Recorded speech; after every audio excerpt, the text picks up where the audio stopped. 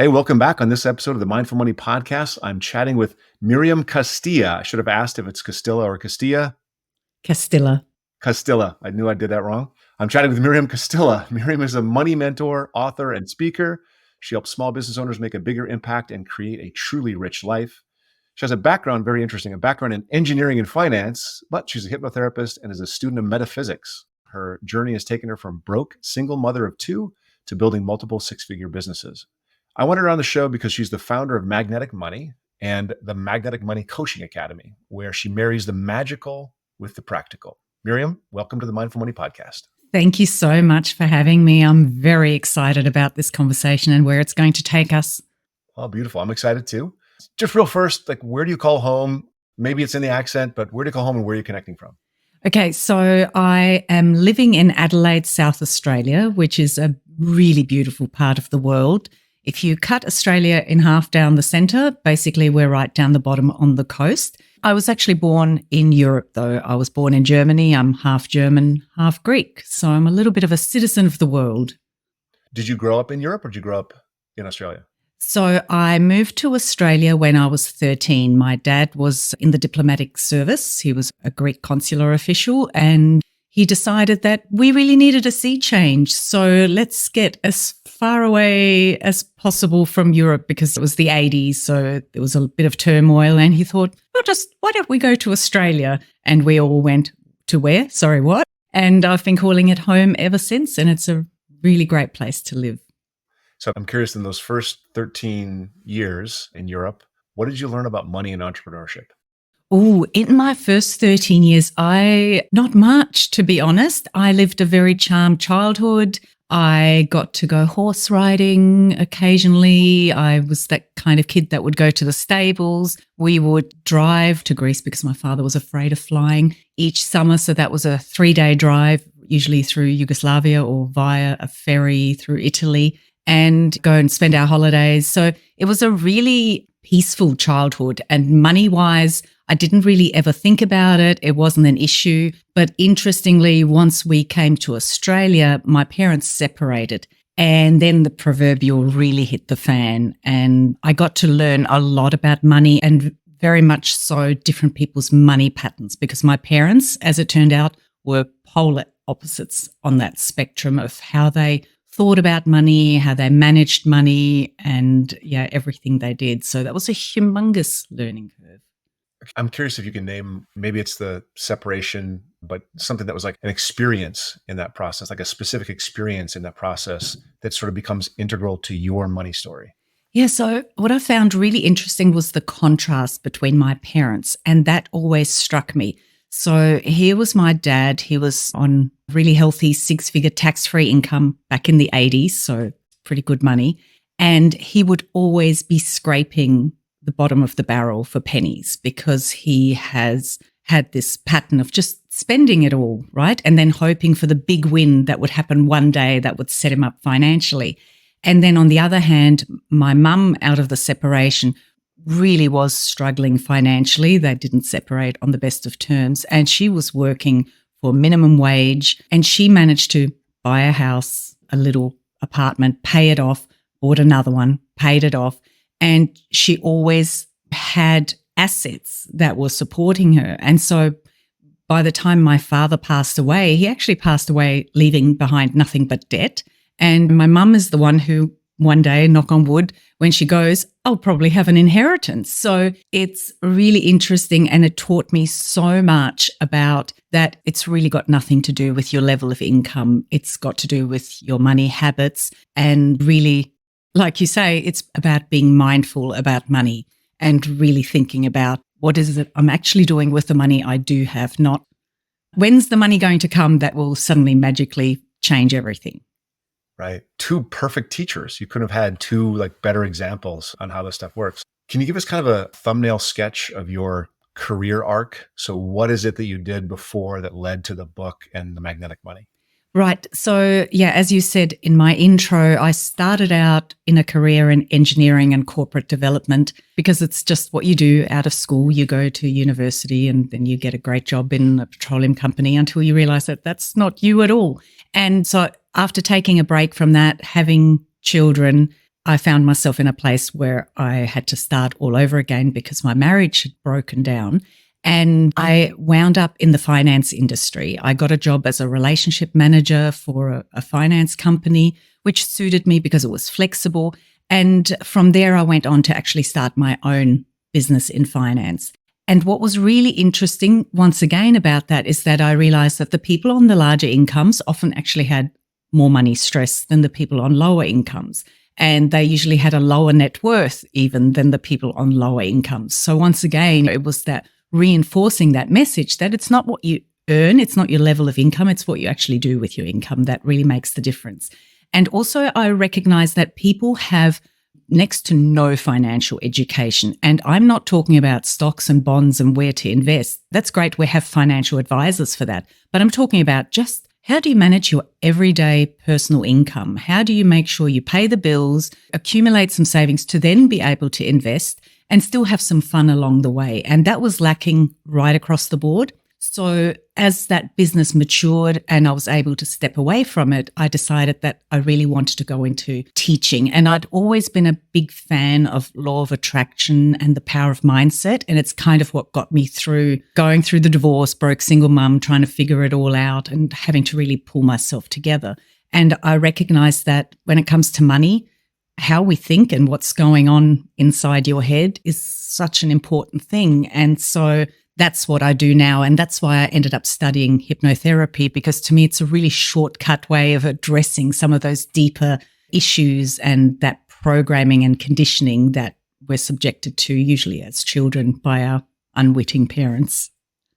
Yeah, for sure. So many people disbelieve hypnotherapy. I got to tell you, I had the experience when I was 9 years old. I had an issue and it was my aunt, who was my crazy aunt, who came in and gave me hypnotherapy like for a week, one-on-one. And she gave me a tape and I listened to the tape every night, just like religion before I went to bed. And she went away. So I'm a huge believer. I'm a huge fan. I know that it works. You got to be open to it. So just, you mentioned the law of attraction, and I'm glad you did, because when your team reached out to me and said, hey, I think you have a good guest. I think Miriam would be great. I was like, manifest money. And I just have this like, it's totally impractical. Magic doesn't exist. Like, I'm a finance guy. What are you talking about? But I read further, like I dug in and I love your phrase. I mix the magical and the practical. So you just speak to what you mean by manifesting money.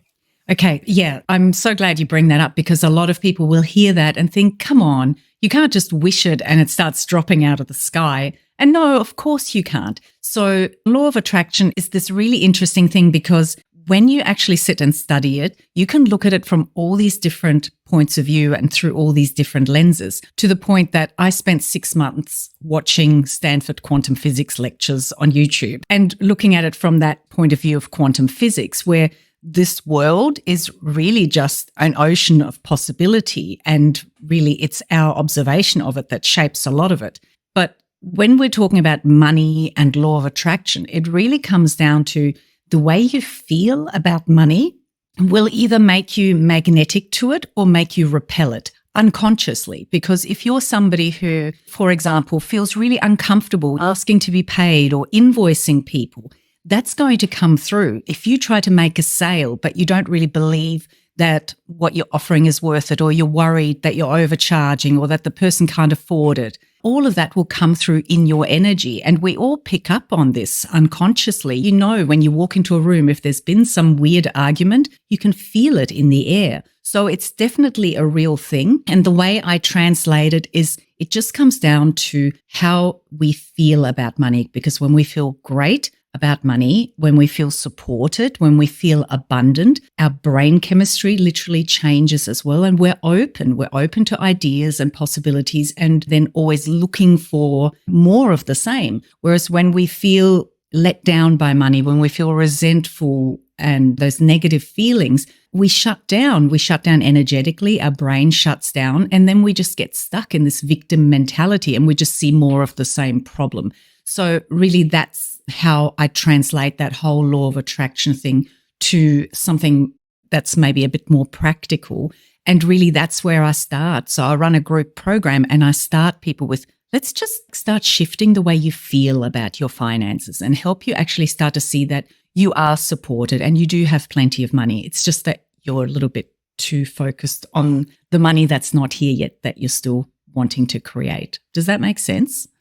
It does make sense. It dawns on me in the way you're describing that, we're raised and the soup that we swim in as we're raised. And I think I live in Berkeley, California. We're a very affluent society, but the soup that we swim in is one of lack. It's one of adulting is hard, getting money is hard. If you go on TikTok or Facebook or any of these little video streaming things, it's all younger generation saying, I can't do this. I can't make rent. And I just watched a couple of these this morning. There seems to be this, you can't, that's just built into culture.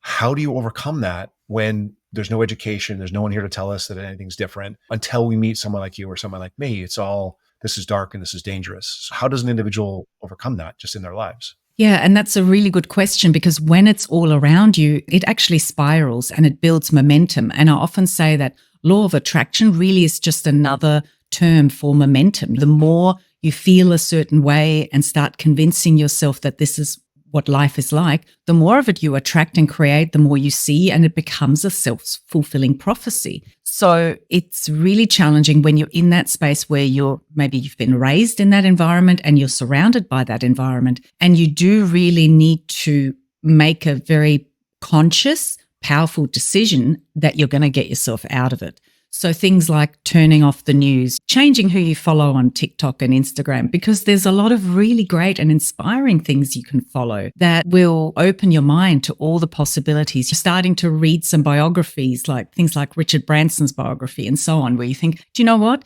If this guy who is dyslexic and really impulsive and smoked a lot of weed in the 70s can do this, maybe I can do what it is I'd like to do as well. It's just about really tipping the scales of the input that you're consciously allowing in. Because if we just walk through allowing the world to program us, we're going to be a product of that. So we really do need to just, take charge. So important. The media diet and what we're taking in is just such a big deal. So do you have a favorite TikToker or Instagram channel that you go to for the motivation or inspiration? Well, you know what's really interesting? Back when The Secret came out, I was even though it's very superficial when it comes to law of attraction, it's really just the headline. And I think that's why the critics really didn't get it, because they thought, well, it's not that simple. And no, it's not. It was kind of the headline, tip of the iceberg, invitation to look a little deeper. But just that message was really important and powerful for me. So this was a while ago, of course, but I would just literally, I had borrowed my friend's DVD and I would just play it over and over and over again, because I knew at some level that I needed to reprogram myself and start to believe that change was possible. So out of that, one of the teachers I really loved following was Mike Dooley, because he made it very simple. His whole mantra is thoughts become things. And the really interesting thing is that this is actually somebody I work with on a regular basis now. I've become part of his program, and we actually certified trainers twice a year in his Infinite Possibilities program, which is an amazingly charitable program that actually started in jails. And it's just about getting the message out there that your thoughts are really powerful and they shape your reality. So back to your question of who do I follow now, I actually try to follow as few people as possible. So my Instagram feed will be full of art and funny things and inspiring, more generic things, but I don't follow specific teachers because I'm very much at the point where I have learned that trusting yourself and allowing yourself to be guided is actually really important, especially when you're teaching this stuff, because I don't want to start echoing other people. So I try to very much stay in my own lane. But if you're asking like who should people follow, Eckhart Tolle is fantastic. I read The Power of One every year. It's on my bedside table. Michael Singer is amazing. I don't know if you've ever read The Surrender Experiment. Oh, you must read it. It's just the most fascinating story, how he went from being a hippie who just wanted to be left alone to meditate in the woods and have everyone leave him the hell alone, to like building $1 billion company. It's just a crazy, crazy story. So that's a great book to read as well. I like the fact that the things you're quoting are books. Like Eckhart Tolle and I'm old. Books, not, well, you have an attention span, and you've developed an attention span. And that's really, really important actually to learn things. You mentioned a second ago, or you talked about how thoughts are important. Talk about money mindset versus wealth mindset. Oh, that's a big one, isn't it? When I first started teaching in this space, I used the word money mindset a lot. And what I eventually recognized is that when people think about, I need to have a better money mindset, they're still caught in a space of, I need to shift my mindset around money because I feel like there's not enough. So what it actually means is that kind of energetically, and the underlying messaging and programming in that is, I'm not safe, it's not okay. And you're still coming at it with this sort of underlying sense of desperation. And that's not conducive to what we're looking to achieve. So I now encourage people to actually up-level that and think more about a wealth mindset, which is more that mindset of abundance. There's plenty for everybody. The economy is not a limited size pie. It's constantly growing and expanding. And we're constantly developing new industries and jobs and technologies. And when we participate in that, we help expand the pie. And that means more for us and more for everybody. And also wealth mindset from the point of view, I don't just want to generate enough income to pay my bills and to get by. I want to generate enough income so that I can have fun, I can pay the bills, I can live a life that gives me joy, and I can set myself up to be financially independent. So it's actually about up-leveling beyond enough. I want enough. I want to have more than enough, and I deserve it, and it's possible. And also I have the belief in myself that I can do that. So it's a big switch, actually. It's a very big switch. Does this dovetail? I mean, I think you say that more money doesn't change patterns. So what do you mean by that? And does that sort of dovetail in here? Yeah, it kind of does. One of the things that I talk about is your money habit archetype, which is very simple. There are three basic categories, right? There's the overextender, the person who will always get themselves deeper and deeper into the poop. Bye. Yeah. And I always say, and sorry, I'll go through the three first and then I'll explain kind of the difference. So there's the spender, which is money in equals money out. And then there's the accumulator who's always squirreling some away. So my mother, who was working for $5 an hour at one stage, she's the classic accumulator because she managed to save for a deposit and then actually buy a property and pay it off. My father, total overextender. Money would come in. He'd go, great. Can I get a car loan to buy a fancy new car?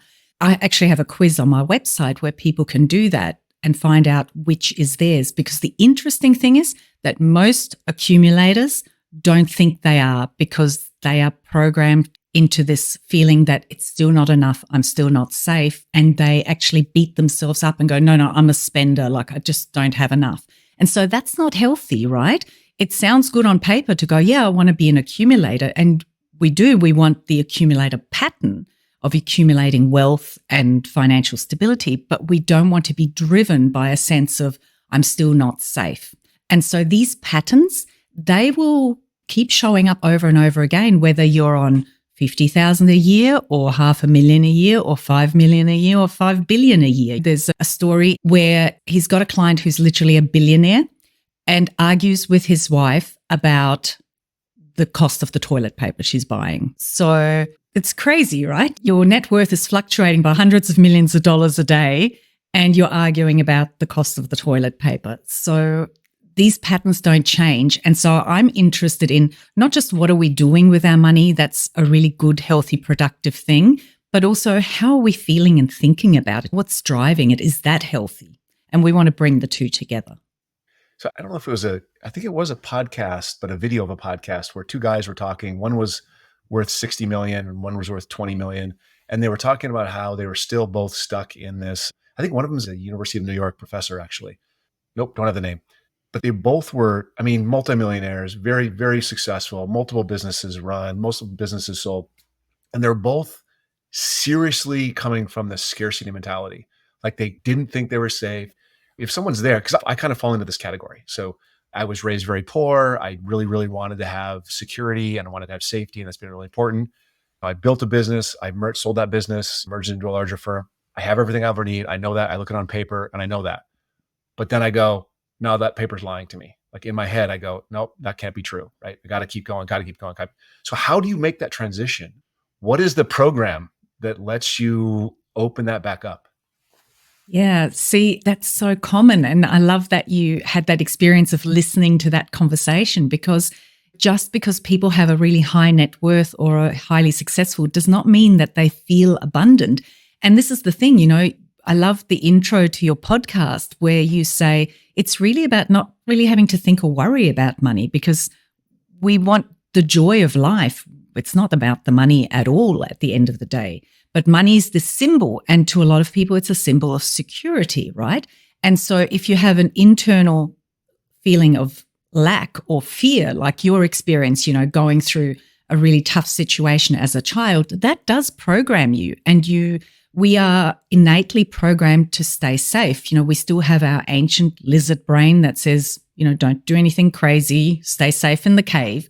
And when we have an experience that leaves us feeling really vulnerable, we literally make a decision, which becomes a belief, that you can never be safe. You can never just relax and rest on your laurels. You always have to keep going for more and more and more, because it's never safe. Anything could happen. The rug could get pulled out from underneath you at any moment. And so it doesn't matter how much money you accumulate or what your net worth is, that feeling doesn't go away.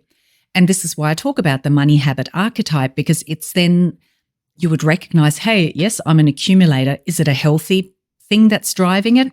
Maybe not. Okay, what's the story that I'm buying into? And the story might be as simple as, you can never be safe. It's never safe, right? No amount of money is going to guarantee you're safe.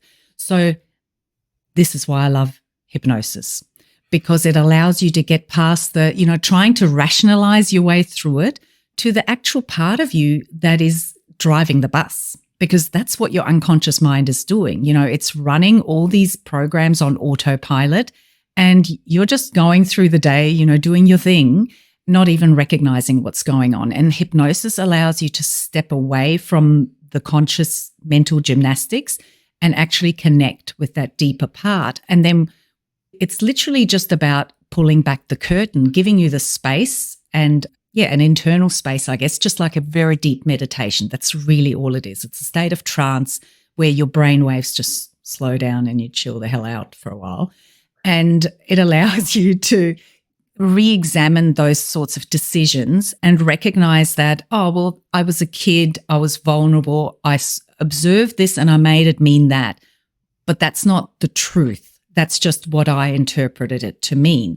And it can be different, and I can make a different decision. And then you can walk away from that with that understanding and having made a conscious decision to start telling yourself a new story. And then you build from there.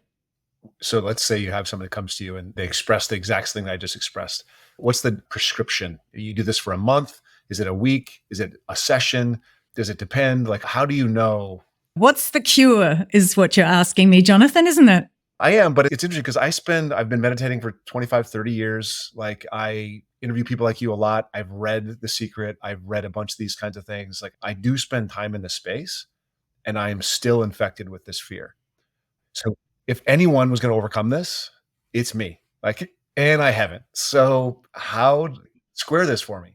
Okay. So I actually do very few one-to-one sessions these days. I created a group program and I created some processes so people can take themselves through it, and so that they can keep repeating it as they need to. Because what happens is the first pass, you kind of get to a certain level of understanding and you go, okay, and you start making some changes.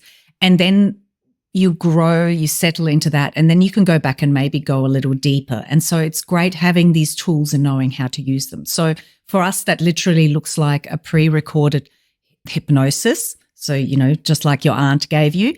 And then I have a process that people go through, like a worksheet. And so they go through and they recognize what that old money story is and get as much clarity as possible. And the way I explain it is, we all have lots of limiting beliefs, and we can spend the rest of our lives and give mindset coaches a lot of money trying to chase them all down and wrestle them to the ground. But when you actually operate at the level of story, that's a much higher level. That's like the umbrella that colors your world, and all the limiting beliefs just hang off of that. So that's why I like to operate at that level. So once you recognize that, hey, no, I'm just bought into a story that you can never be safe, or that for people like us, it's never going to happen, whatever the story is, there's so many variations. Once you get clear on that, number one, whenever something is going on, you're conscious enough to go, well, that's just part of that old story. I'm not going to go there. So that's a pattern interrupt. So it then comes down to just continuing to chip away at it and weakening the old pattern while you start getting busy installing a new one, because your brain is a very efficient organism, right? So if you keep running a neural pathway over and over again that says, I'm never safe, I've got to keep finding more nuts to put away for the winter, then anytime you interrupt that pattern, you go, that's not true. That's not true. Like, my stores are full and overflowing and winter isn't even coming. We have global warming. Every time you interrupt that pattern, you weaken it. And if at the same time you get busy laying down a new path consciously, laying down a new path where you're constantly reinforcing that I am safe, there is more than enough, I'm well looked after. Oh, look at that. There's even more money coming. And you learn to actually shift your focus on the positive rather than constantly worrying about the negative. What happens is the new pathways naturally take over while the old ones atrophy. You can't run both. And as we go through this process of trying to change, we go through this cognitive dissonance stage where it's like the old pattern's still running and you're trying to get the new one up and running, and it can cause a bit of havoc. And most people at that point will step away and get scared and go back into the old. And then they might try again. And so that becomes a lifelong pattern. So you really need to make the decision, have the tools, and have the support and environment around you to go, you can do it. You know, you're almost there. You just have to break through that, what Bob Proctor called the terror barrier, which is a pretty awful name. So I don't mean to push this, because I do mean to push this, because I'm a podcast host. This is what we do. Go for it. So I'm wondering if it's possible. So I think I have the new pattern going, and I think I just still see the old pattern, and I see it pop up and I go, no, that's silly. But I still see it. I'm aware of it. And it actually just comes up. It comes up right here in the back of my head, like in the amygdala. And I go, oh, there it is again. And I can point at it, laugh, and say, it doesn't apply anymore. But it's still there. Does it ever actually go away? You know what? It never really fully goes away for anyone, is my belief. I think it's always going to be there because it's how we're biologically wired. And that's what we've attached that needing to be safe thing to. So, and that's okay. And so I think maybe, it sounds like you're putting way too much pressure on yourself that you need to kind of reach nirvana. I know you did Buddhist studies, but it's not really possible for any of us. So it's always there. And I think we can use it as a tool. You know, we can really start to embrace it and use it as a tool. We can recognize when, I'm pushing myself beyond my comfort zone. I feel uncomfortable. Isn't that awesome? It means I'm about to grow. You know, so you kind of get addicted to overcoming that pattern and noticing it getting weaker or softer or just appeasing it. And so we have tools like you can just, depending on how extreme it is, you can just breathe your way through it, because physiologically it's just excitement without the breath. That's what fear is. So excitement, stop breathing, you create a state of fear physiologically. So just breathing is really good. Just reminding yourself that it's okay, I am safe, right? That calms that amygdala. And then just getting on with the new. And I'm really big on that. Like, let's focus our resources on building the new, not dismantling, breaking down the old, because we don't actually need to. That's not productive. That'll happen automatically. You talk about the hypnosis as a shortcut. I'm wondering, and this is probably completely out of left field for you, but I'm just curious. You know, Michael Pollan talks about psilocybin as a way to rearrange your default mode network. And I'm wondering if you've read anything about this, and if it's, or, done any journey work yourself, and what you think about that as a way to change that default network, that the default choices or those grooves in your brain. That's really interesting. You're the second person this week who's asked me about that on a podcast. Wow. So there must be something in there for me to pursue and look into. So it's something I'm aware of. It's not something I have studied, but from what I do understand and my kind of intuition on it says that it's probably quite a similar experience. This is a personal thing, right? I'm a little bit, if you can get there naturally, I prefer that. And that's why I'm big on meditation, and like I prefer not to drink alcohol even, because I don't like that hangover. But then part of me is also going, oh, is that a little bit closed-minded of you, Miriam?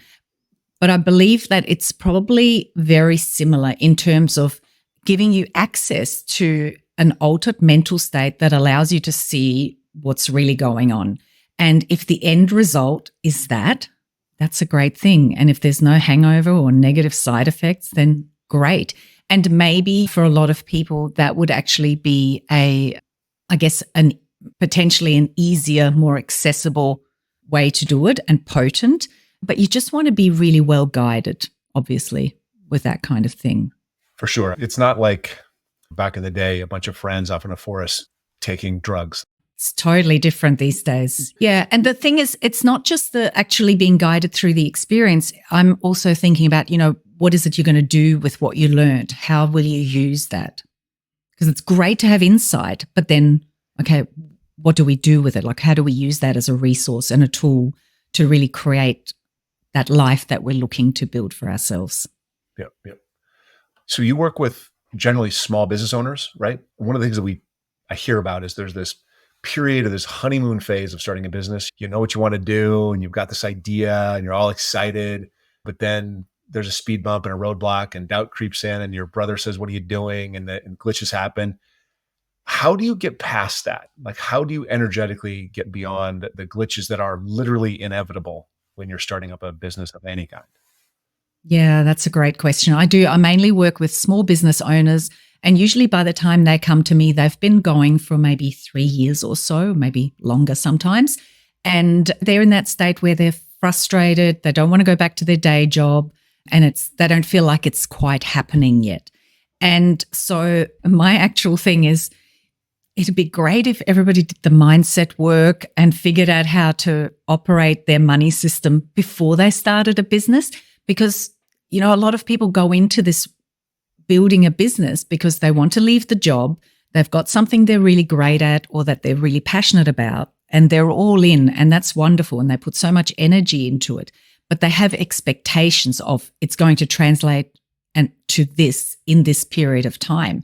And when it doesn't, that's when all that old programming starts creeping up, going, see, told you, what were you thinking? You should have stayed in your job where you were safe. Then your brother's comments start bothering you rather than you going, listen, you stay in your job, you have a great time, apply for your annual leave. I'm going to the gym right now. So it's really about prioritizing the mindset work. And I think that it's a tricky one because most people go into business not realizing that it's going to be the biggest personal growth journey of their lives. It really is. It's, you're not trading a job for, I get to be my own boss. You have to show up. You have to carry the lot. So you really have to grow hugely. Like, you have to become a giant in emotional resilience, in creativity, and keeping your energy high. So it's about actually having those practices in place before you start. If you can do that, you don't need me. That's great. Yeah, I don't think I've ever heard it presented that way, but in terms of if you're going to start a business, you have to be prepared for growth. But that's so true because there's more challenges and more voices coming at you that you're more on, more changes, more things that come up in that process than anything else I've ever done. So I totally get it. I want to shift towards the practical a little bit. So there's a couple of things you talk about I think audience would like to hear about. For a business owner who has like cash flow, up, down, up, down, up, down, you talk about how to smooth that cash flow. Could you just talk about that real quick? Yeah. So what I see a lot of is that small business owners will be on this roller coaster of income, and usually their emotions will follow along on a similar roller coaster. It's like, yeah, let's book that trip. And then, oh my God, we have to eat baked beans this month. The problem is that because they don't have the financial education of just how do I manage my personal finances? How do I make sure my business pays me and that I get to do what I have to do with my money, let alone, actually build financial wealth? Because they don't have that education, it tends to just become a little bit of make it up as you go and madly shuffle money in circles. And then maybe a tax bill comes up as well. And it just creates so much stress. So often they're just making it up as they go along, juggling money here, there, and everywhere. And so smoothing that cash flow and smoothing the emotional roller coaster ride that comes along with it is really, really important to make sure that they're actually getting ahead, to make sure that they can pay their tax bill, that they are getting paid, and that they actually have some money to start building and accumulating wealth. So I keep it very simple, and it comes down to, most people will think, oh, I need a budget, I need to track my expenses, but that's all about closing down. That's all about lack and limitation. So I say, don't track your expenses, track your progress. So for most of my kind of students, they tend to be in service-based businesses, and it makes sense to actually do this on a weekly basis. It only takes 5 minutes. And I literally say to them, okay, we put their whole money system together so they know what their goal and target income is. But then it's, okay, how did we go this week?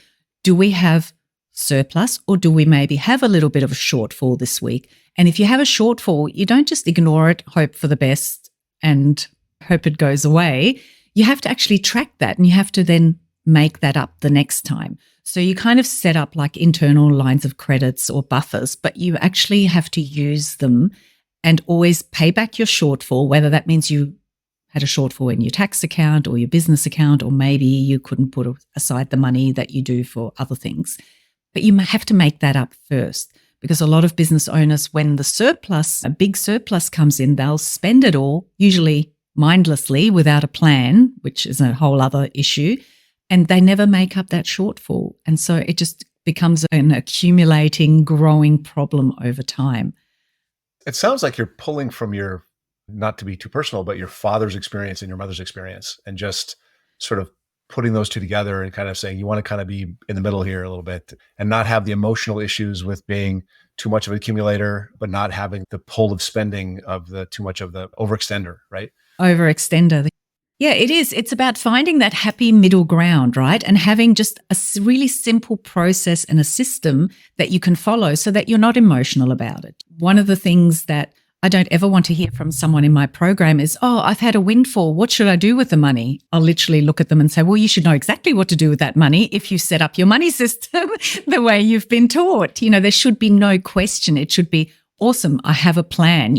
I have a mantra that says every dollar has a job to do. And some of those jobs are for you to have a fun time with your money, because that's important in terms of generating that feeling of abundance and plenty. But the surplus money as it comes in, that's already got a job before it even arrives. So there should never be a question mark about how do I best spend this money? Because the problem is most people, they'll have, either a great income month or a windfall or something like that, and they'll try to stretch it across lots of different things. They'll put a little bit more on the home loan. They'll pay off some debt. They'll put some extra in their business buffer. They'll spend some of it, maybe book a holiday. But then a little bit further down the track, they feel like they didn't really do anything substantial with that money. It didn't really help them move forward. So I'm all about, let's focus on what the next logical baby step is for you. Maybe for some people that's paying off debt. For others, it might be, no, I'm going to just really smash my investment account so that I can invest and grow some assets there. So it's different for everybody, but everyone should be crystal clear. If I've got a spare $10,000, $50,000 or $500 coming in this week, I know exactly where it's going to go. I'm wondering if you have that, and maybe this is part of the program, but if you have that set up, you're almost building the expectation that there will be days or weeks or months where you have excess. Like you're planning, yes, if someday in the future I have this massive excess, but when you're planning it, it's like when I have, but now you're just throw out into the universe the expectation that it could happen.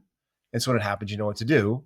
And so somehow you're causing it to happen. Is that an argument that we can make? Absolutely. Like you're setting the expectation, right? When you expect something to happen, it is so much more likely to happen. When you don't expect it to happen, and this happens in business all the time, people might pitch for a project or a sale or a new customer, but they don't really expect them to say yes. Well, guess what's likely to happen, right? So again, it's that energetic component, and it's your beliefs. Your beliefs are reflected back to you in everything that happens. So having a plan for it, absolutely, like it puts you into that space of, yeah, I'm ready for the extra money to come in, whether that's just a little bit of extra income in my business or whether that's some forgotten aunt that decided to leave me her fortune.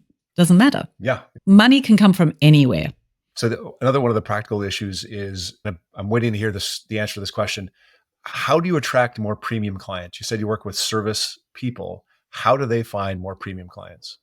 Yeah, that's a really big one. And it comes down to being as simple as you need to value your service as a premium service.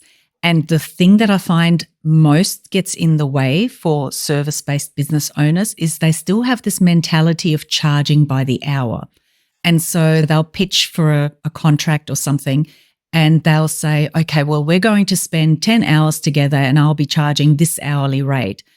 But you can't think like that when you're running a business, because the value of what you bring is more than those hours you're spending with the client. You bring your experience, you bring all your training. And also, if you can get the job done in half the time, that's more valuable. So it's really about upgrading your own thinking and really seeing and believing in the value of your service. And when you do, you naturally attract the clients who match that. You know, if you're out there discounting and pitching for really cheap hourly rates, well, you're going to attract the people who that's all they can afford, or they just want to try you out, but they don't really value you. So it's really about, you need to become the person you want to attract. It's the same in relationships. I know you talk about the money thing reflects in every facet of life. It absolutely does. I find that after people join my program, a little while into it, they go, oh, this explains so much. And I'm not talking about money. This explains why I keep having the same issues in my relationships, in my friendships, in every area of life. So true. We're getting close here, and I ask everyone to simplify stuff for us. So let's say you're talking to a business owner and they're struggling to grow their business. What is one thing, just one thing that they should do today that would lead to greater personal and financial success tomorrow? Okay, one thing. I think do one thing is actually the answer I would give you. Do one thing that you absolutely believes makes a difference. Stand behind it, focus on that, and get excellent at it. And just leave the rest. Like, pick the one thing to focus on, to talk about, to market, to sell, to get awesome at. Because most business owners tend to try and spread themselves wider in order to try and fix things. But then you're just spreading your resources and confusing your audience. Good answer. And then the flip side of that is, what's one thing they should stop doing? One piece of advice they've gotten that's just wrong. Stop listening to everybody else. Oh, well, Stop listening to everybody else. You said that earlier. Yeah, absolutely. I think that, when we feel like things aren't happening the way we'd like them to, we start looking for answers and we start listening to more ideas and we start questioning everything we do. And I think and that makes us really ungrounded and unsettled, and it puts us into a state of confusion. And then we're not really following our inner guidance and our inspiration. And so just stepping away from it all, and maybe you need to go and do a 5-day Vipassana and sit in silence, or maybe just do an hour walk in nature and just pull back from everything and go back to trusting yourself. I think that's an incredibly powerful resource we all have that in our modern world, we just don't take advantage of as much as we really ought to. Okay, so I'm going to take a little detour here because you said something that I think is kind of juicy. And I'm, with all respect, like, I don't mean to be disrespectful at all, but I think that I've been on podcasts where podcasts call me on, the host calls me on something. And the thing I get called on a lot is, Jonathan, it sounds like what you're talking about comes from a real place of privilege.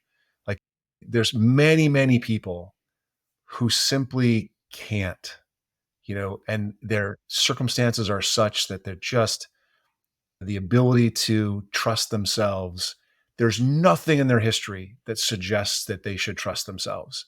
What do they do? Like, where do they go? I mean, a good mentor, what do they do?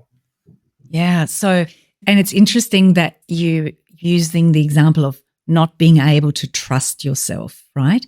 And so if somebody came to me, having privilege, having education and so on, that's one thing. But feeling like you're in a place where you have no reason to ever trust yourself, I would actually say that's a person who has never trusted themselves, who has never actually trusted themselves, who maybe thinks they're trusting themselves, but really they're just following. They're trusting this person. They're trusting their decision to follow this person or to follow this path that they've been told. But trusting, in my opinion, because I do have a very spiritual side, if you truly trust yourself, you get your guidance from a whole different place. You get your guidance from a place that has your best interests at heart. You tap back into the magic and wonder of life itself. Like, the fact that we're even born is pretty crazy.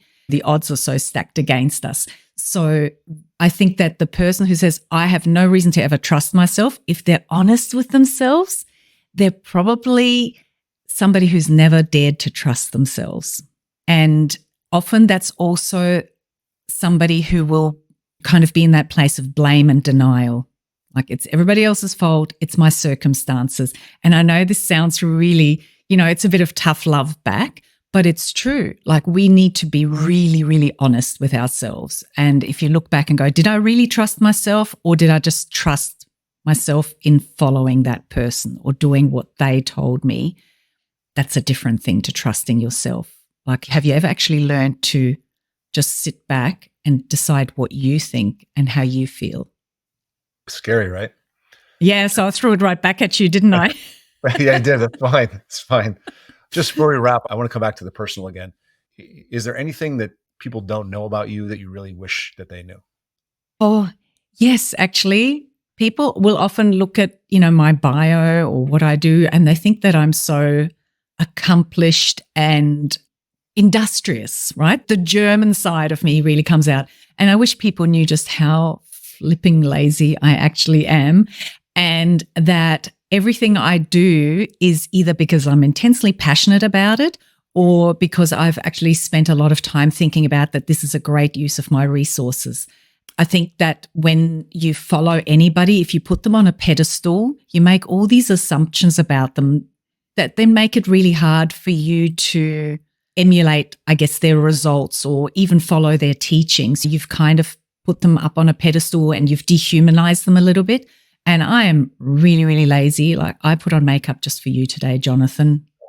So, and a shirt, an actual shirt. Don't ask me what I'm wearing from the waist down. I won't. But yes, that would be the one. I am wearing clothing. I will just say that. Okay. That took a weird turn, but okay, awkward. Anyway, Miriam, what's the last thing you changed your mind about?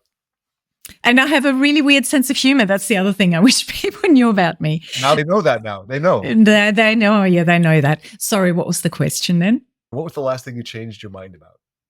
Oh, the last thing I changed my mind about. Oh, that's a very good question. Hang on. I'm not prepared. I'm not prepared for this one. So the last thing I changed my mind about was we're going on a little, actually, this is very personal, but and simple, but we're going on a road trip and to visit some family interstate. And I had said to my husband, we're just going to camp along the way. Like, I just want to make it really simple. I don't want this to be a holiday because we're actually going away to Europe for 3 or 4 months. And I just changed my mind this morning and booked a really nice place to stay along the way. Perfect. That's exactly what that question's for. I just want to say thanks for coming on. All that stuff's going to be in the show notes. I appreciate your time. It's been lovely getting to know you a little bit. Yeah, great conversation. Thank you so much. I've had a blast. You're welcome. Thank you.